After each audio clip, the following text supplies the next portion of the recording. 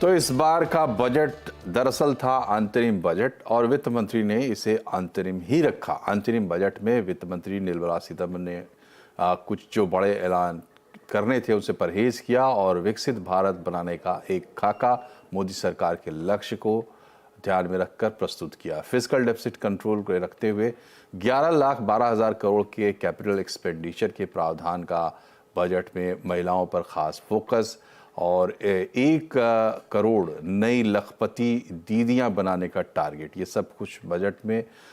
आशा workers को आयुष्मान योजना में शामिल करने का ऐलान, सर्वाइकल कैंसर वैक्सीनेशन प्रोग्राम जैसे कई ऐलान महिलाओं से जुड़े हुए। इसके अलावा प्रधानमंत्री आवास योजना के तहत 5 साल में 2 करोड़ नए घर बनाने की घोषणा की गई। साथ ही साथ शहरी गरीबों और मिडिल क्लास के लिए नई आवास स्कीम का ऐलान भी किया गया। 1 करोड़ घरों के ऊपर सोलर रूफटॉप लगाने की योजना का ऐलान किया और सोलर एनर्जी वाले घरों को 300 यूनिट तक फ्री बिजली हर महीने का देने का ऐलान किया गया। वहीं टैक्स के मोर्चे पर कोई बदलाव देखने को नहीं मिला, लेकिन सॉवरेन बॉन्ड्स की टैक्स छूट का विस्तार किया गया और स्टार्टअप्स के लिए जो टैक्स छूट है उसका दायरा बढ़ाया गया। साथ ही 25,000 तक के पुराने इनकम टैक्स विवादों को खत्म करने का ऐलान भी किया गया है। और इंफ्रास्ट्रक्चर पर 11.1% बढ़ाकर 11,11,111 करोड़ का खर्च किया जाएगा। ये जीडीपी का 3.4% होगा। Building on the massive tripling of the capital expenditure outlay in the past 4 years, resulting in huge multiplier impact on economic growth and employment creation, the outlay for the next year is being increased by 11.1% to 11,11,111 crore rupees. This would be 3.4% of our GDP. सरकार किराए पर रहने वालों और slums में रहने वाले लोगों के लिए नई हाउसिंग स्कीम लाएगी। Our government will launch a scheme to help deserving sections of the middle class, and I quote from Honorable Prime Minister's words, living in rented houses or slums or chawls and unauthorized colonies, unquote, to buy or build their own houses. Ram मंदिर की प्राण प्रतिष्ठा के बाद प्रधानमंत्री नरेंद्र मोदी ने जो वादा किया था, आज उसे पूरा किया गया और बजट में ऐलान हुआ कि 1 करोड़ घरों पर सोलर रूफटॉप पैनल लगेंगे। Through rooftop solarization, 1 crore households will be enabled to obtain up to 300 units free electricity every month. This scheme follows the resolve of Honorable Prime Minister on the historic day of consecration of Sri Ram Mandir in Ayodhya. और जिस चीज का budget में रहता है सबको ज्यादा इंतजार, यानी इनकम टैक्स में कोई राहत। इस बजट में कोई राहत नहीं मिली। इनकम टैक्स दरों में कोई बदलाव नहीं किया गया है। As for tax proposals, in keeping with the convention, I do not propose to make any changes relating to taxation and propose to retain the same tax rates for direct and indirect taxes, including import duties. तो संसद में budget पेश करने के बाद वित्त मंत्री निर्मला सीतारमण ने प्रेस कॉन्फ्रेंस भी की। इस दौरान उन्होंने कहा कि तमाम चुनौतियों के बावजूद बजट में वित्तीय घाटे को कंट्रोल में रखा गया है। The budget deficit, fiscal deficit, 5.8%, which is much lower than the 5.9 which was at the BE. Similarly, for the 24-25 budget, we've given 5.1 as the fiscal deficit, so clearly indicating that we are on track to meet the glide path which was set in 2021-22, and that we are well on track to meet the 4.5% fiscal deficit, on or below 4.5 even by FY26. और प्रधानमंत्री नरेंद्र मोदी ने अंतरिम budget को अच्छा बताया और उन्होंने कहा कि ये बजट विकसित भारत के 4 स्तंभ यानी युवा, गरीब, महिला और किसान सभी को एम्पावर करेगा। निर्मला जी का ये बजट देश के भविष्य के निर्माण का बजट है। इस बजट में 2047 के विकसित भारत की नींव को मजबूत करने की गारंटी है। प्रधानमंत्री ने यह भी कहा कि इस बजट में रिसर्च और इनोवेशन पर 1 लाख करोड़ का जो फंड रखा गया है वो युवाओं को, भारत के युवाओं को आगे बढ़ाने में मददगार साबित होगा। बजट में 2 महत्वपूर्ण निर्णय लिए गए हैं। रिसर्च और इनोवेशन पर 1 लाख करोड़ रुपए का फंड बनाने की घोषणा की गई है। बजट में स्टार्टअप्स को मिलने वाली टैक्स छूट के विस्तार का भी ऐलान किया गया है। साथियों, इस बजट में फिस्कल डेफिसिट को नियंत्रण में रखते हुए कैपिटल एक्सपेंडिचर को 11,11,111 करोड़ रुपए की ऐतिहासिक ऊंचाई दी गई है। और अब बजट पर बाजार के दिग्गजों की राय। बाजार के दिग्गजों को बजट पसंद आया है। बजट के बाद रामदेव अग्रवाल, नीलेश शाह, मधु केला से CNBC आवाज ने अलग अलग बात की। क्या कहा उन लोगों ने, आइए सुनते हैं। बाजार में जो एक्साइटमेंट चल रहा है ऑलरेडी, वो आज के इससे रुकने वाला नहीं है। मतलब जो बजट में कुछ ऐसा कोई भी डिस्टर्बिंग चीज़ नहीं है जिसके कारण से कल जो हो रहा था वो आज नहीं होगा। मेरे ख्याल से जो रिटेल का जो एक्सपांशन है वो एक बहुत बड़ा फोर्स है। I think that is much bigger than the budget itself कि आप 4 मिलियन कस्टमर हर महीने आ रहे हैं, तो वो जो एक्सपांशन है उसके कारण से जो बाजार में जो 2 गुना, 3 गुना, 4 गुना जो शेयर्स हो रहे हैं, I think that is the excitement and that show continues. बाकी जो थोड़ा इंटरेस्ट रेट कम होगा तो जो बैंकिंग सेक्टर होगा थोड़ा स्ट्रेस में था, आई थिंक वहाँ पर थोड़ा रिलीफ पक्का मिलेगा। और कोटक AMC के नीलेश शाह ने कहा कि इस बजट में सभी के लिए कुछ न कुछ था और बजट अनुमान के मुताबिक रहा। बजट से जो एक्सपेक्टेशंस थी वो बहुत ज्यादा थी एंड बजट की डिलीवरी काफी हद तक एक्सपेक्टेशंस के ऊपर हुई है। इस बजट में सभी लोगों के लिए कुछ ना कुछ है, तो उस वजह से जो इस वक्त करेक्शन दिख रहा है मार्केट में, शायद वो ग्लोबल फैक्टर से ज्यादा हो और वोट ऑन अकाउंट या बजट से कम हो, ये सोचना जरूरी है।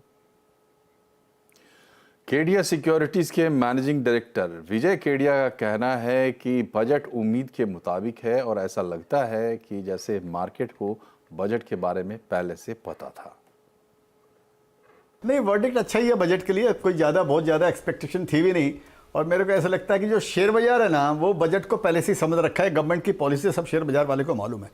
तो FM ने भी वही सेक्टर के नाम लिए जो सेक्टर में शेयर बाजार में बूम चल रहा है, चाहे वो रिन्यूएबल एनर्जी का नाम लीजिए, टूरिज्म का लीजिए, एयरपोर्ट लीजिए या इंफ्रास्ट्रक्चर लीजिए, कैपेक्स लीजिए। तो ये बजट भी उसी पर आधारित था, वही सब चीज़ों के नाम लिए हैं। तो मार्केट को पहले से मालूम था, उन्हीं शेयरों में पहले से ऑलरेडी बूम चल रहा है मार्केट में, रिटेल पार्टिसिपेशन उन्हीं के अंदर में है। मार्केट एक्सपर्ट गुरमीत चड्डा ने कहा है कि बजट में हाउसिंग, HFCs, रेलवे कॉरिडोर और नारी शक्ति पर फोकस देखने को मिला। मैं बोलता आया हूँ कि बॉन्ड मार्केट में बहुत जूसी लग रहा है। जब 7.25 का यील्ड था 10 ईयर का, हमारी बात हुई थी। बॉन्ड इंक्लूजन है, फिस्कल पाथ क्लियर है, रेट कट्स होंगे। आई थिंक मुझे ऐसा लगता है कि 10 ईयर बॉन्ड और इक्विटी लार्ज कैप का रिटर्न 1 साल का आइडेंटिकल हो सकता है 12-14% का, ऐसा मेरा मानना है। आई थिंक 4 चीज़ें इक्विटी पॉइंट ऑफ व्यू से स्टैंड आउट करी। Mid income housing, I think housing पे फोकस बरकरार है। और एक जो हमने पूरा रैली देखा है home improvement, building material space में, चाहे वो पाइप्स कंपनीज हैं, चाहे केबल वायर्स कंपनीज हैं, चाहे सीमेंट है, पूरा home improvement theme I think करेगा। HFCs फोकस में आएंगी। देखना पड़ेगा क्या कितना उसकी लिमिट्स है, डिटेल्स आएंगी जब कि कितना एग्जेम्पशन मिल रहा है। तो आई थिंक ये, और हाउसिंग के साथ 48 अलग सेक्टर्स जुड़े होते हैं। दूसरा जो रेलवे कॉरिडोर 3 बना रहे हैं उसका इम्पैक्ट बहुत मुझे लगता है होने वाला है। साथ पे जो कवच 40,000 कोचेस को कन्वर्ट करेंगे, आई थिंक उसका बहुत बड़ा इम्पैक्ट है।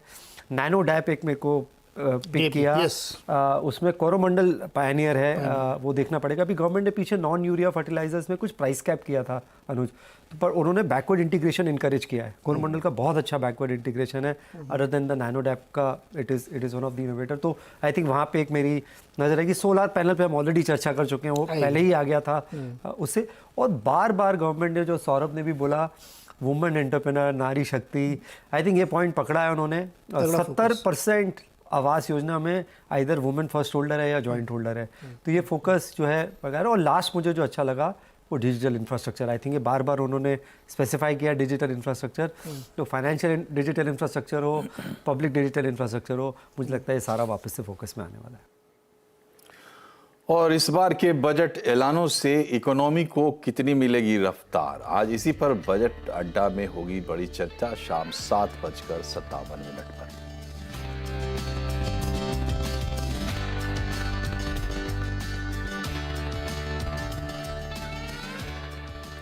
और अब बात करेंगे बाजार की। आज बाजार में चारों तरफ बस बजट की ही चर्चा थी और इसी के साथ सेंसेक्स निफ्टी की फ्लैट क्लोजिंग आज देखने को मिली।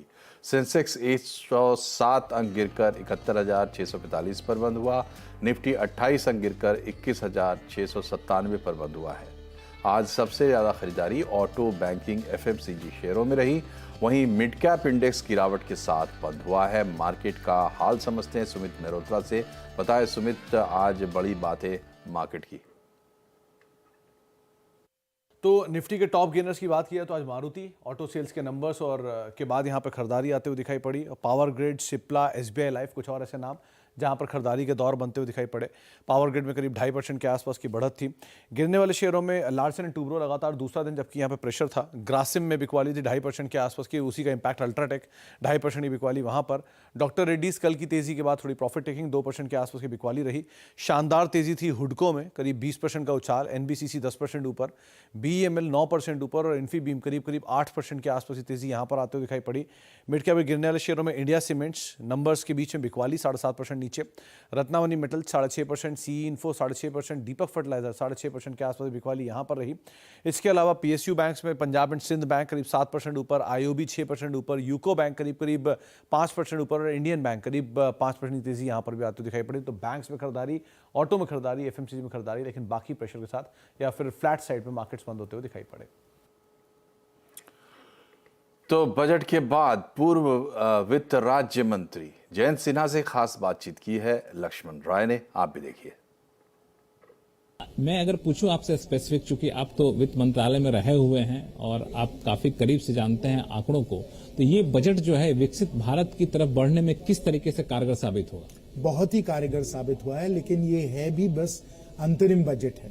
तो जुलाई में जब प्रधानमंत्री मोदी जी की सरकार तीसरे कार्यकाल के लिए आएगी तो विस्तृत रूप से एक पूरा बजट दिया जाएगा। लेकिन इस बजट में कुछ उसकी रूपरेखा आने लग गई है और उसके 3 जो हैं बिंदु जो बहुत ही महत्वपूर्ण है। पहला बिंदु जो है वो मैं कहूंगा कि हम लोगों ने अर्थव्यवस्था को एक स्थिरता दी है। जो हम लोग वित्तीय घाटा को कम कर रहे थे उसको हम लोगों ने कम किया। हर चीज पे हम लोगों ने संतुलन बनाए रखा, तो एक स्थिरता दी है, ये पहला बिंदु है। दूसरा बिंदु जो आपको समझना चाहिए वो यह है कि युवाओं के लिए, गरीबों के लिए, अन्नदाता के लिए, नारी शक्ति के लिए जो हम लोगों ने कहा है, इन सब के लिए सही हम लोगों ने नीतियां बनाई हैं, इनको हम लोग और प्रोत्साहन दे रहे हैं। और तीसरा बिंदु जो है वो यह है कि इंफ्रास्ट्रक्चर के लिए जो हम लोग कैपिटल एक्सपेंडिचर जो निवेश करना चाह रहे हैं उसमें बड़े तेजी से बढ़ोतरी लाके 10 लाख करोड़ तक हम लोग ले आए और 10 लाख करोड़ हम लोगों ने इस वर्ष, वित्तीय वर्ष किया भी है। और अगले वर्ष में इसको 11 लाख करोड़ से ज्यादा हम लोग निवेश हम लोग करने वाले हैं। और इसके अतिरिक्त राज्यों को भी 1 लाख करोड़ 30,000 रुपए हम लोगों ने इंटरेस्ट फ्री लोन दे, इंटरेस्ट फ्री 50 साल का हम लोग लोन दे रहे हैं, जिसमें कि वो भी निवेश कर पाए।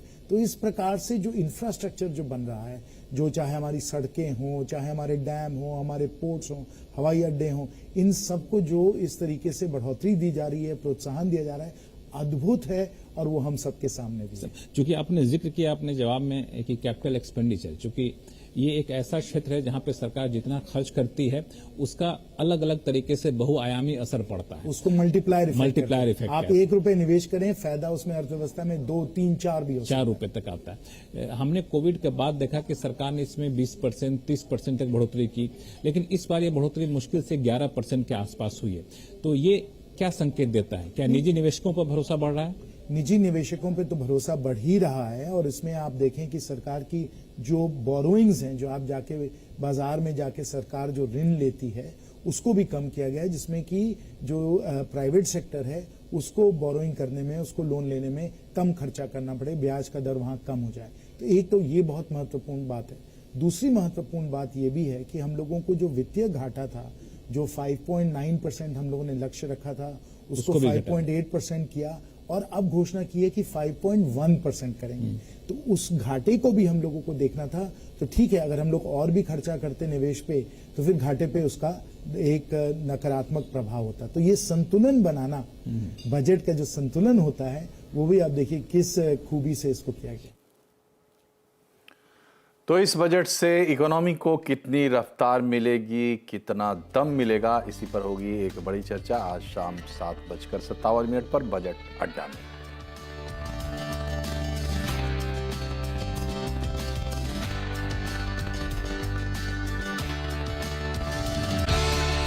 कम किया, हर चीज पे हम लोगों ने संतुलन बनाए रखा, तो एक स्थिरता दी है, ये पहला बिंदु है। दूसरा बिंदु जो आपको समझना चाहिए वो यह है कि युवाओं के लिए, गरीबों के लिए, अन्नदाता के लिए, नारी शक्ति के लिए जो हम लोगों ने कहा है, इन सब के लिए सही हम लोगों ने नीतियां बनाई हैं, इनको हम लोग और प्रोत्साहन दे रहे हैं। और तीसरा बिंदु जो है वो यह है कि इंफ्रास्ट्रक्चर के लिए जो हम लोग कैपिटल एक्सपेंडिचर जो निवेश करना चाह रहे हैं उसमें बड़े तेजी से बढ़ोतरी लाके 10 लाख करोड़ तक हम लोग ले आए, और 10 लाख करोड़ हम लोगों ने इस वर्ष, वित्तीय वर्ष किया भी है, और अगले वर्ष में इसको 11 लाख करोड़ से ज्यादा हम लोग निवेश हम लोग करने वाले हैं। और इसके अतिरिक्त राज्यों को भी 1 लाख करोड़ 30 हजार रुपए हम लोगों ने इंटरेस्ट फ्री लोन दे, इंटरेस्ट फ्री 50 साल का हम लोग लोन दे रहे हैं, जिसमें कि वो भी निवेश कर पाए। तो इस प्रकार से जो इंफ्रास्ट्रक्चर जो बन रहा है, जो चाहे हमारी सड़कें हों, चाहे हमारे डैम हों, हमारे पोर्ट्स हों, हवाई अड्डे हों, इन सबको जो इस तरीके से बढ़ोतरी दी जा रही है, प्रोत्साहन दिया जा रहा है, अद्भुत है, और वो हम सबके सामने भी है। चूंकि आपने जिक्र किया अपने जवाब में कि कैपिटल एक्सपेंडिचर, चूंकि ये एक ऐसा क्षेत्र है जहां पे सरकार जितना खर्च करती है उसका अलग अलग तरीके से बहुआयामी असर पड़ता है, उसको मल्टीप्लायर इफेक्ट आप 1 रुपए निवेश करें, फायदा उसमें अर्थव्यवस्था में 2, 3, 4 भी हो 4 रुपए तक आता है। हमने कोविड के बाद देखा कि सरकार ने इसमें 20%, 30% तक बढ़ोतरी की, लेकिन इस बार ये बढ़ोतरी मुश्किल से 11% के आसपास हुई है। तो ये क्या संकेत देता है? क्या निजी निवेशकों पर भरोसा बढ़ रहा है? निजी निवेशकों पे तो भरोसा बढ़ ही रहा है, और इसमें आप देखें कि सरकार की जो बोरोइंग्स हैं, जो आप जाके बाजार में जाके सरकार जो ऋण लेती है उसको भी कम किया गया है, जिसमें कि जो प्राइवेट सेक्टर है उसको बोरोइंग करने में, उसको लोन लेने में कम खर्चा करना पड़े, ब्याज का दर वहां कम हो जाए। तो एक तो ये बहुत महत्वपूर्ण बात है। दूसरी महत्वपूर्ण बात ये भी है कि हम लोगों को जो वित्तीय घाटा था, जो 5.9% हम लोगों ने लक्ष्य रखा था, उसको 5.8% किया, और अब घोषणा की है कि 5.1% करेंगे। तो उस घाटे को भी हम लोगों को देखना था। तो ठीक है, अगर हम लोग और भी खर्चा करते निवेश पे तो फिर घाटे पे उसका एक नकारात्मक प्रभाव होता। तो ये संतुलन बनाना, बजट का जो संतुलन होता है, वो भी आप देखिए किस खूबी से इसको किया गया। तो इस बजट से इकोनॉमी को कितनी रफ्तार मिलेगी, कितना दम मिलेगा, इसी पर होगी एक बड़ी चर्चा आज शाम 7:57 पर बजट अड्डा में।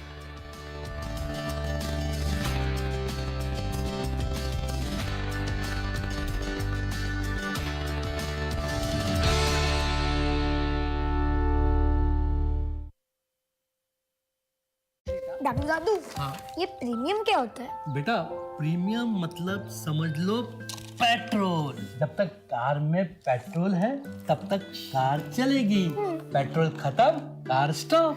पर पापा, इस बार पेट्रोल खत्म होने पर भी कार चलती रहेगी। वो कैसे? LIC के जीवन लाभ में प्रीमियम पेमेंट हो जाए स्टॉप, पर पॉलिसी के फायदे चलते रहते हैं। मतलब अब लाइफ की गाड़ी चलेगी नॉन स्टॉप। LIC हर पल आपके साथ। Say hi to a world where everything leads to exploration.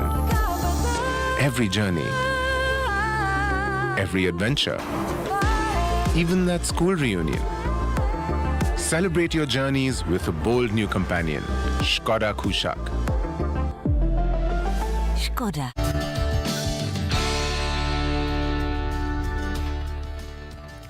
Break के बाद एक बार फिर से आपका स्वागत है। बजट से इंडस्ट्री भी काफ़ी खुश नज़र आ रही है। EY के चेयरमैन और CII के वाइस प्रेसिडेंट राजीव मेमानी का कहना है कि सरकार के फिजिकल डेफिसिट का रोड मैप शानदार है और इससे इकोनॉमी को फ़ायदा मिलेगा। एक मैसेज ये बड़ा क्लियरली आता है कि ये गवर्नमेंट शॉर्ट टर्म पॉपुलिज्म में नहीं है, पॉलिसी की स्टेबिलिटी है, पॉलिसी की कंटिन्यूटी है और गवर्नमेंट की भारत की बैलेंस शीट सुधारने में बड़े तरीके से लगी हुई है। बोरोइंग्स का अमाउंट जो है वो कंट्रोल में रखना चाहती है। इंफ्रास्ट्रक्चर में जो एलोकेशन किया है उसमें कॉन्स्टेंटली थोड़ा बढ़ोतरी कर रहे हैं। तो मतलब अगर ये पूरे देखने से ये लगता है कि जो ओवरऑल कंट्रोल है इकोनॉमी का वो बड़ा डायरेक्शन बड़ा क्लियर है। तो कोई भी इंडस्ट्री, कोई भी बिजनेस से एक बड़ी क्लैरिटी आती है कि ऊपर नीचे कोई झटके वाला ऐसा कोई चेंज नहीं हो। सर, जिस तरह से आपने भी इस बात का जिक्र किया कि जो हाईलाइट रही वो फिजिकल डेफिसिट का जो टारगेट है 5.1% का वो रहा है। इस टारगेट को अगर अचीव किया जाता है या इसके नजदीक भी पहुंचा जाता है तो ओवरऑल किस तरह की इम्प्रूवमेंट आप इकोनॉमी में एक्सपेक्ट करते हैं in terms of investment, in terms of infrastructure spending? नहीं, इसका एडवांटेज जो सबसे ज्यादा ये होता है फिजिकल डेफिसिट का कि गवर्नमेंट की बोरोइंग्स कम हो जाती हैं। तो जब गवर्नमेंट की बोरोइंग्स कम होती है तो प्राइवेट सेक्टर को जगह मिलती है बोरो करने के लिए। और दूसरा क्या है कि इंटरेस्ट की जो इंटरेस्ट है वो कम होते जाता है। तो फिजिकल डेफिसिट का इम्प्रूवमेंट का सबसे अच्छा ये फायदा ये है कि बोरोइंग्स कम होती हैं गवर्नमेंट की और दूसरा जो इंटरेस्ट रेट्स हैं उसके कारण वो थोड़े कम होने चाहिए। रेटिंग्स इंप्रूव होंगी, इन्वेस्टर्स जो देखेंगे वो और भी अच्छे तरीके से देखेंगे। तो इस जो वो बहुत पॉजिटिव है और मेरे को आई एम काफी कॉन्फिडेंट हूं कि जो उन्होंने नंबर बताया, अगर पिछले 3 साल से देखें, कोविड का दौरान छोड़ दें, पर उसके बाद जो भी इन्होंने नंबर बताए हैं उन्होंने मोरलेस वो नंबर अचीव ही किए, ज्यादा करके उन्होंने उन नंबर से बेटर ही किया। ITC के CMD संजीव पुरी का कहना है कि सरकार ने अपना विजन और स्ट्रैटेजी बजट में रखा है। इस बजट से प्राइवेट कैपिटल एक्सपेंडिचर बढ़ने की उम्मीद है। इस वक्त मेरे साथ जुड़ गए हैं ITC के चेयरमैन संजीव पुरी जी। सर, कॉरपोरेट्स को कुछ ज्यादा उम्मीद तो नहीं थी क्योंकि ये इंटरिम बजट है, लेकिन एक पॉजिटिव सेंटिमेंट्स की जरूर यहाँ पर एक्सपेक्टेशन थी। तो क्या वो पॉजिटिव सेंटिमेंट अब आपको महसूस हो रहा है इस अनाउंसमेंट के बाद, जितना भी कुछ अनाउंस किया गया इस इंटरिम बजट में? जो विजन और स्ट्रैटेजी जो उसके अंदर थी वो सेम कंटिन्यूटी इस बजट में विजन, स्ट्रैटेजी और उसमें आगे उसको एग्जीक्यूट करने के लिए क्या कदम, क्या इनेबलर्स चाहिए, वो सारे उसके बारे में बताया गया है। So the most important thing, in fact, is continuity of vision, strategy, execution roadmap, and that I think is very important because this approach has worked well for the economy. Okay, sir, आपने बोला कि it's a bold also. कौन सी चीज जिसको आप ध्यान में रखते हुए कह रहे हैं कि over a period of time, certainly consumption will go up as economy progresses. You see that manufacturing में India has started to make progress. And Finance Minister herself also indicated that private capex has started to kick in. We know real estate sector is galloping ahead. We know the hospitality sector is doing well, and there is further thrust on hospitality sector. There's a lot of focus on agriculture. So it has really touched all the key components of the economy: agriculture, services, manufacturing. And there are purposeful interventions in play being strengthened through the budget. So I think we will only make better progress going forward, and with better progress, consumption will follow. All right, sir. Hospitality sector की बात आपने कही, तो tourism और hospitality is like all together. Port connectivity पर जोर दिया गया है टू इम्प्रूव टूरिज्म। इसके अलावा रेलवे नेटवर्क लगातार एक्सपैंड हो रहा है। तो टूरिज्म सेक्टर के हिसाब से आप इस इंटरिम बजट को किस तरह से देखते हैं? आपने इसमें दो बातें रखी हैं और एक क्वेश्चन भी है। तो एक जो पोर्ट कनेक्टिविटी का है, I think that's a very important point you touched upon, because for manufacturing to thrive one very important point is cost of doing business, जिसमें लॉजिस्टिक्स बहुत इंपॉर्टेंट है। तो पोर्ट कनेक्टिविटी और जो ये रेलवेज के 3 कॉरिडोर जो बताए गए, I think these are very very visionary ideas, and once executed can strengthen competitiveness of the logistics of our logistics costs, so that is certainly very welcome. और इस अंतरिम बजट पर economic policy editor Laxman Roy ने बात की है DIPAM secretary Tuhin Kanta Pandey और वित्त सचिव टीवी सोमनाथ से। आइए देखते हैं।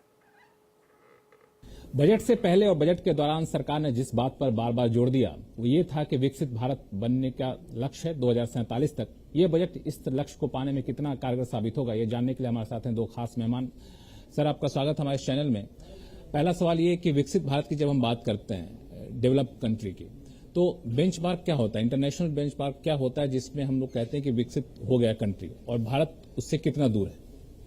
आजकल इंटरनेशनली एक डेवलप्ड कंट्री का एक स्पेसिफिक इंडिकेटर नहीं है, लेकिन इनकम क्लासिफिकेशंस होते हैं, high level income, high middle level, और भारत अब लो मिडिल लेवल इनकम देश माना जाता है। तो हाई मिडिल लेवल इनकम और उसके ऊपर को हम मकसद रखेंगे ये बेंचमार्क के लिए। उसके लिए हमारा पर कैपिटा इनकम तकरीबन $15,000 से ज्यादा होना हमारा उद्देश्य है कि उस टाइम तक हम वहां तक पहुंचेंगे। दूसरा कि इस देश में उस टाइम पे एब्सोल्यूट पॉवर्टी, मतलब जिनका एक मिनिमम इनकम नहीं है, ऐसा कोई नहीं होगा इस देश में जिनका एब्सोल्यूट पॉवर्टी है। रिलेटिव पॉवर्टी तो हर देश में है, अमीर देशों में भी कोई ज्यादा अमीर है कम है वो अलग है। तो जब आप एब्सोल्यूट पॉवर्टी की बात करते हैं तो क्या वो मल्टी डायमेंशनल पॉवर्टी की बात कर रहे हैं? हाँ जी, उसका 0 तक लेना तो एक मकसद है। 2047 तक ये मल्टी डायमेंशनल पॉवर्टी 0 हो जाएगा।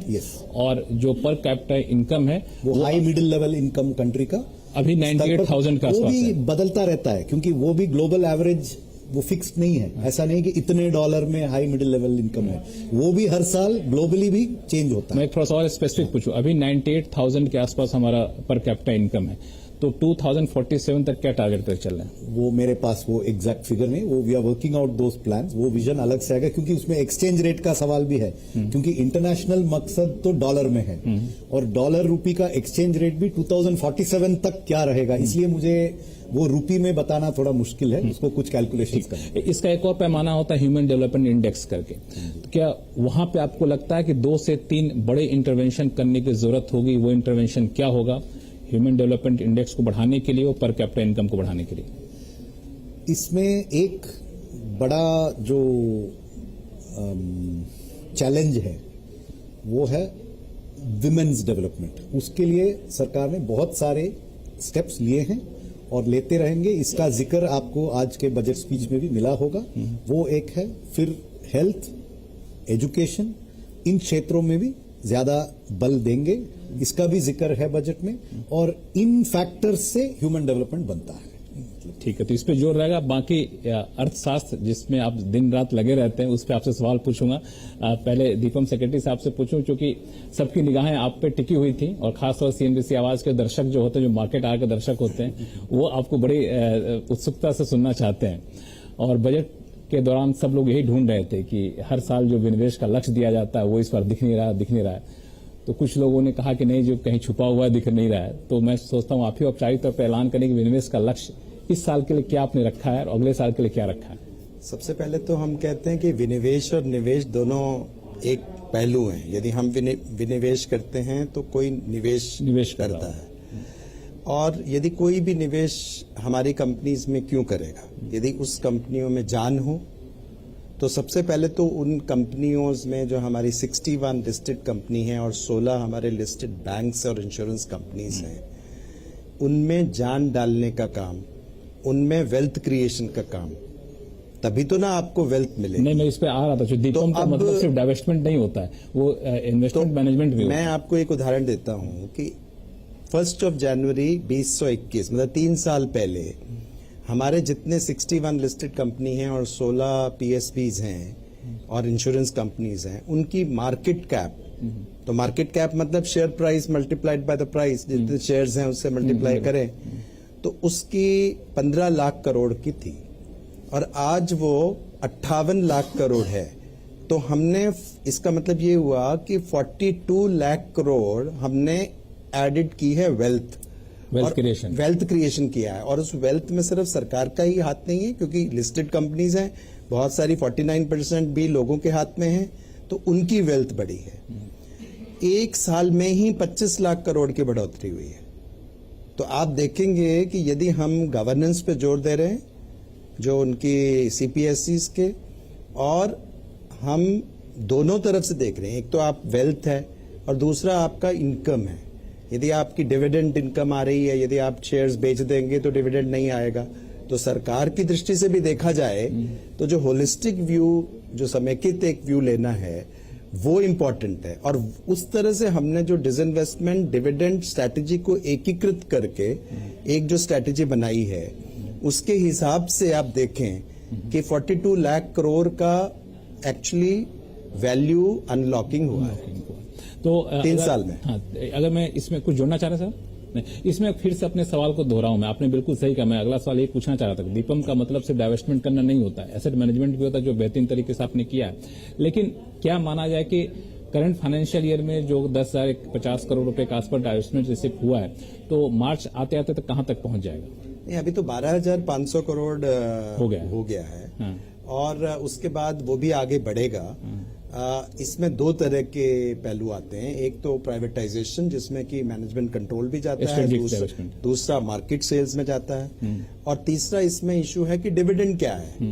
अभी आप निवेश पे कर रहे हैं तो डिविडेंड की बात करें तो डिविडेंड में भी यदि हम डिविडेंड और डिसइन्वेस्टमेंट को करते हैं तो लगभग 56,000 करोड़ हमने अभी तक रेस किया है, और हमें आशा है कि इसमें और 15-20 हजार करोड़ की इसमें और बढ़त होगी।